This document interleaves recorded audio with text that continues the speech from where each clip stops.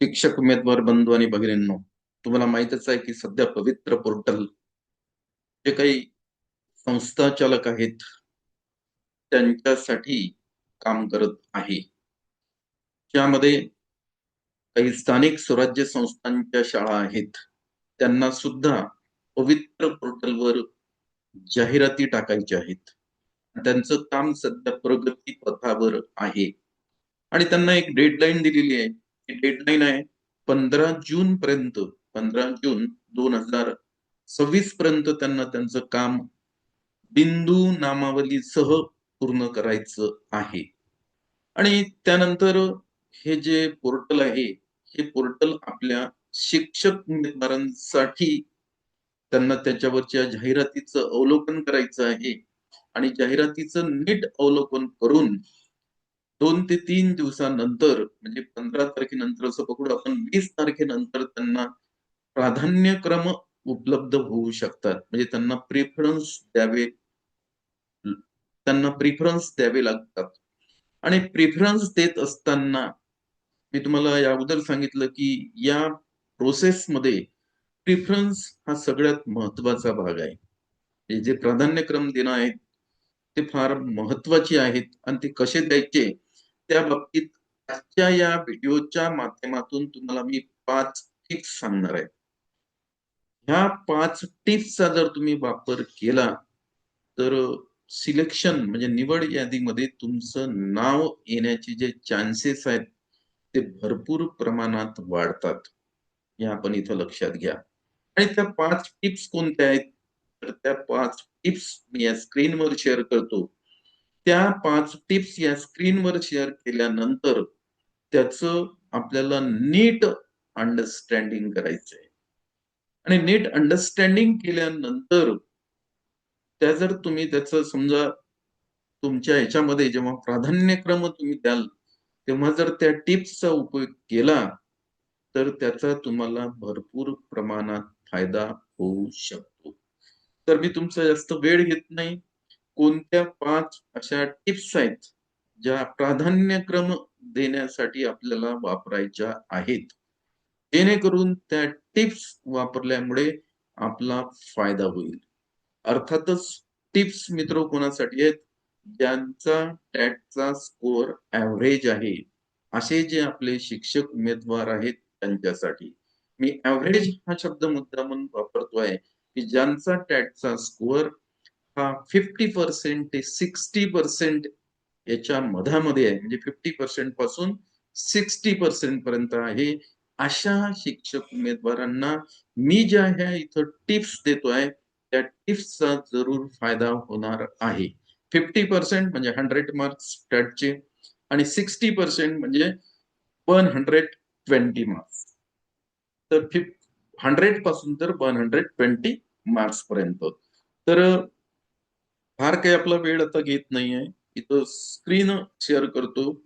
या स्क्रीनचा आपल्याला वापर करून ह्या ज्या 5 टिप्स आहेत त्या आपल्याला या व्हिडिओच्या माध्यमातून थोडंसं याच्यावर फोकस करायचंय. या समजून घ्यायच्या आहेत. याचं अंडरस्टँडिंग आपल्याला करायचं आहे आणि याचा वापर करायचा आहे. तर मी इथं दिलेलं आहे शिक्षक भरती 2025 आणि पुढं असं हेडिंग दिलं की 100 to 120 स्कोअरवाल्यांनी काय करावं?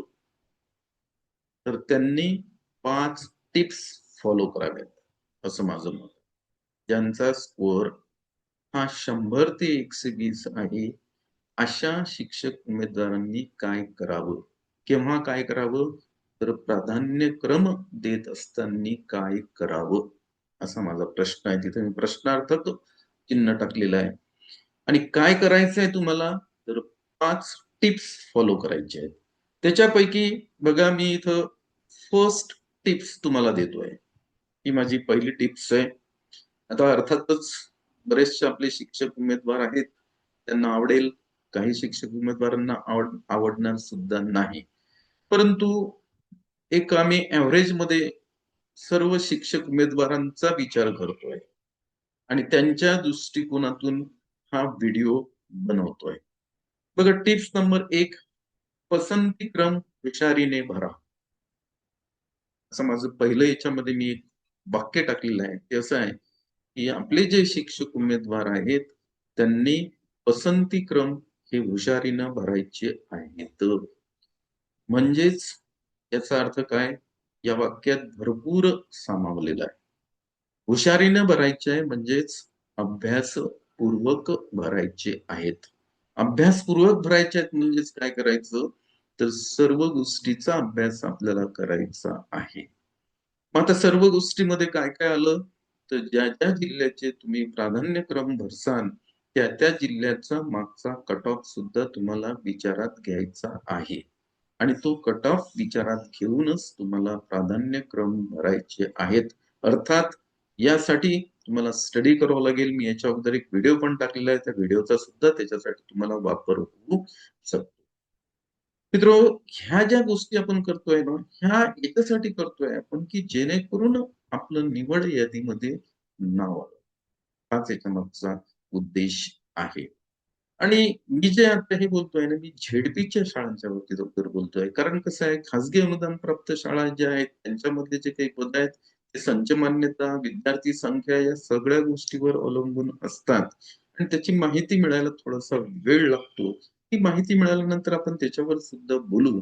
पण सध्या आपण जे बोलतोय, ती झेडपीच्या शाळांवर बोलतोय.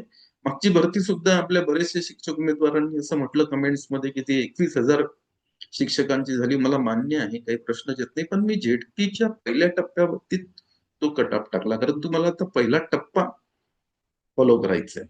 मग पहिल्या टप्प्यामध्ये किती भरल्या तर जवळपास 7,000 प्लस त्याच्यामध्ये उमेदवार आले होते मित्र. हे आपण लक्षात घ्या. त्यानंतर सेकंड टप्पा आला.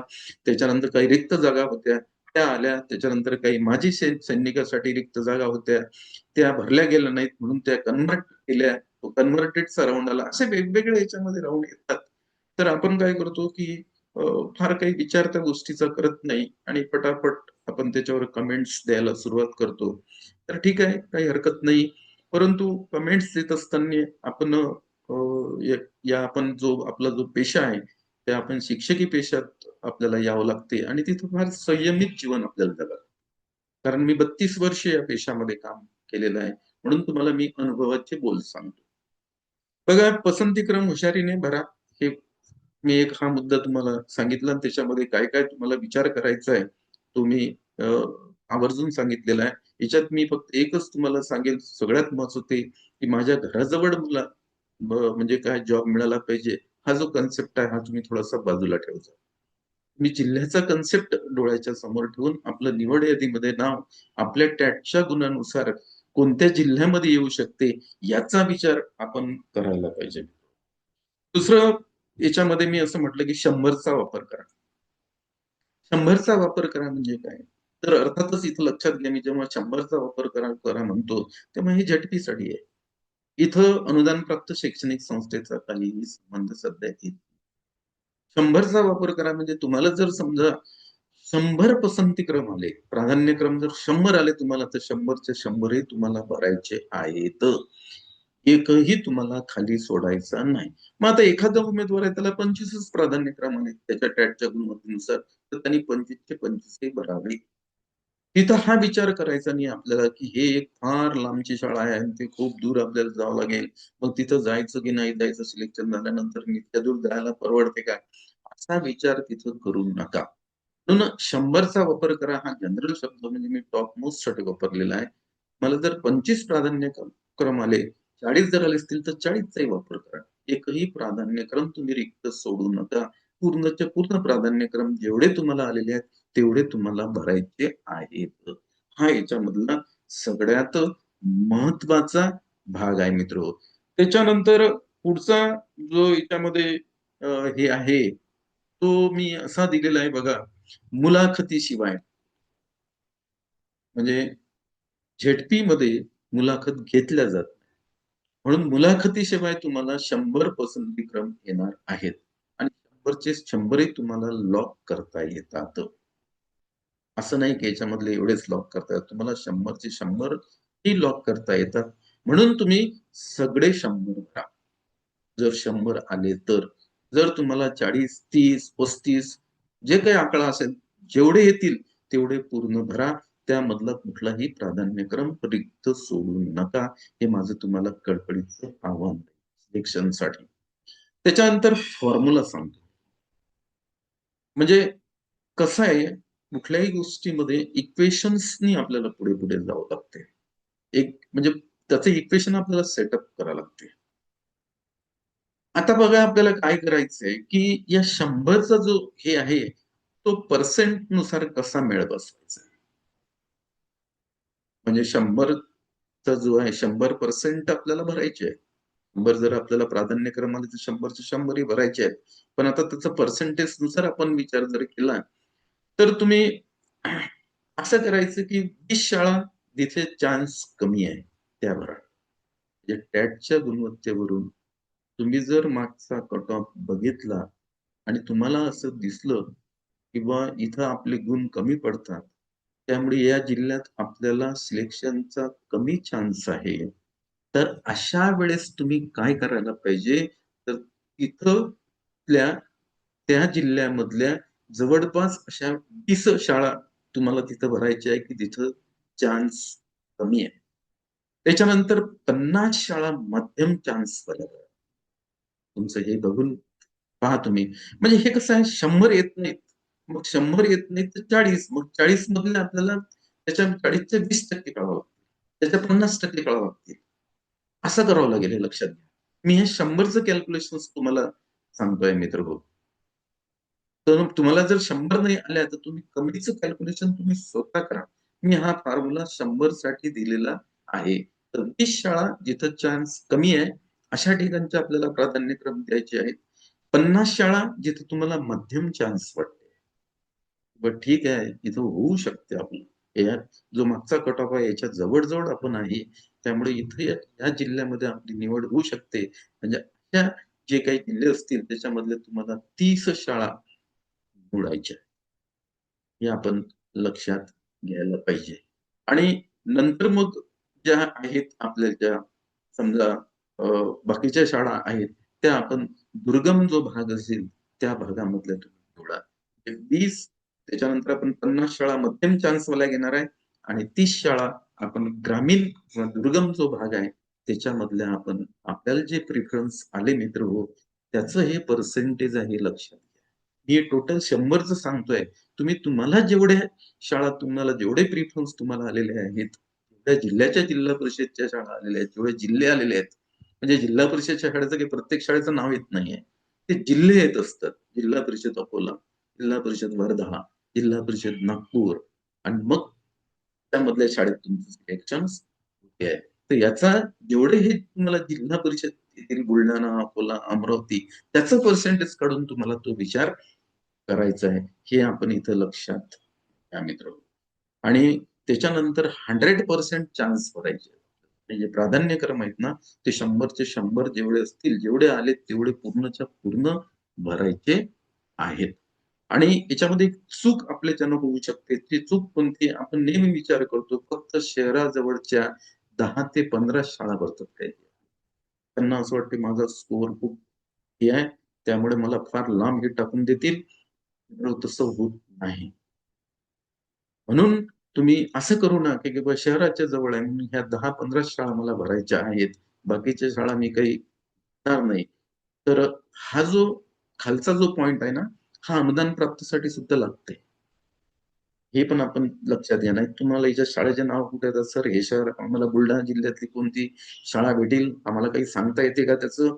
ते बरोबर आहे तुमचं. पण हा जो पॉइंट आहे कॉमन मी याच्यासाठी टाकलेला आहे, की हा पॉइंट तुम्ही शक्यतोपर्यंत जे काही समजा म्हणजे मुलाखतीसह त्या ऑप्शनसाठी लागतोय.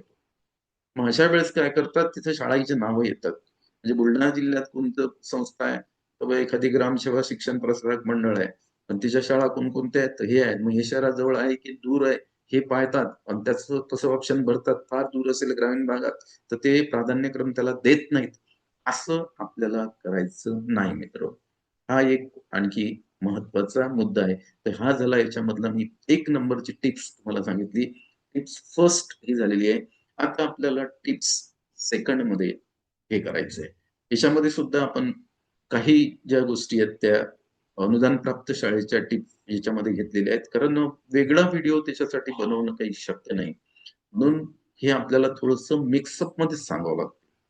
आता झेड सोबत अनुदानित शाळा निवडा. झेडपीच्या शाळा आहेत, समजा टप्पा फर्स्ट आहे. तो जर समजा मुलाखती अ, विनाच आला आणि नंतर दुसऱ्या मुलाखतीसह आला, तर मग हा काही प्रश्न येणार नाही. आणि शक्यतोपर्यंत हे वेगवेगळे टप्पे आतापर्यंत आलेले आहेत. पण शेवटी शासन आहे. काय करते ते वेळेवर काही सांगता येत नाही. झेडपी सोबतच अनुदानित शाळाही तुम्हाला निवडायच्या आहेत. अनुदानित खाजगी शाळांचा कट ऑफ झेडपीच्या शाळांपेक्षा 8 ते 10 गुणांनी कमी असते. हा सुद्धा एक मी लक्षात घेण्याचा एक भाग आहे. ज्या काही अनुदान प्राप्त शाळा आहेत, त्याचा जो कट ऑफ आहे, तो झेडपीच्या शाळांपेक्षा 8 ते 10 गुणांनी काय राहतो? कमी राहतो. हा आतापर्यंतचा अभ्यास आहे याचा.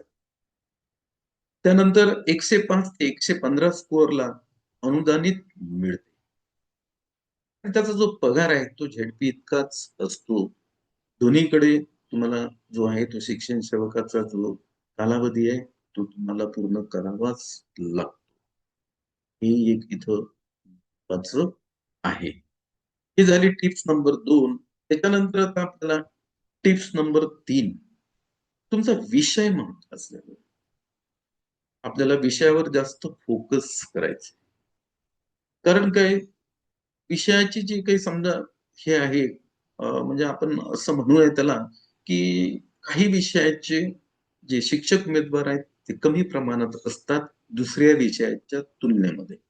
जसं की गणित आणि विज्ञान, इंग्रजी या विषयाचे जे शिक्षक उमेदवार आहेत, ते सामाजिक शास्त्र, मराठी याच्यापेक्षा कमी असतात.